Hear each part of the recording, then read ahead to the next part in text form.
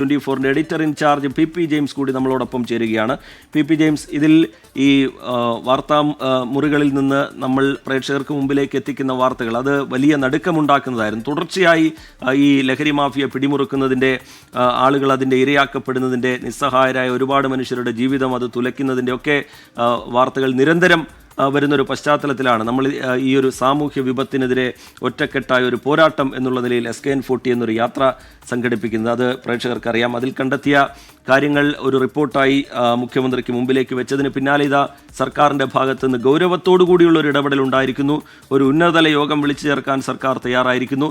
പ്രശംസനീയമായൊരു നിലപാട് സർക്കാർ ഇതിൽ സ്വീകരിച്ചിരിക്കുന്നു. പി ഹലോ റീജിത്ത്, ഇത് വളരെ പ്രധാനപ്പെട്ട ഒരു സംഭവവാസമാണ്. പ്രത്യേകിച്ച് കേരളത്തിലെ സ്കൂളുകളിലും കോളേജുകളിലും എന്ന് മാത്രമല്ല എല്ലാ മേഖലകളിലും മയക്കുമരുന്നിന്റെ ഒരു വലിയ വ്യാപനമുണ്ടായി. അതേ തുടർന്നാണ് SKN40 SKN നടത്തിയ ഒരു കേരളം മുഴുവൻ നടത്തിയ യാത്ര. അതിൽ കണ്ടെത്തിയ വിവരങ്ങൾ വളരെ ഞെട്ടിക്കുന്നതായിരുന്നു. SKനോടൊപ്പം മുഖ്യമന്ത്രിയെ കണ്ട ഇക്കാര്യത്തെ കുറിച്ച് സംസാരിക്കാൻ ആളാണ് ഞാൻ. സ്വാഭാവികമായിട്ടും മുഖ്യമന്ത്രിയും സർക്കാരും ഇത് വളരെ സീരിയസ് ആയിട്ട് എടുക്കുമെന്ന് നേരത്തെ പറഞ്ഞിരുന്നു. ഇതിനു മുമ്പുള്ള ഒരു അഭിമുഖത്തിൽ മുഖ്യമന്ത്രി അത് പറഞ്ഞതാണ്.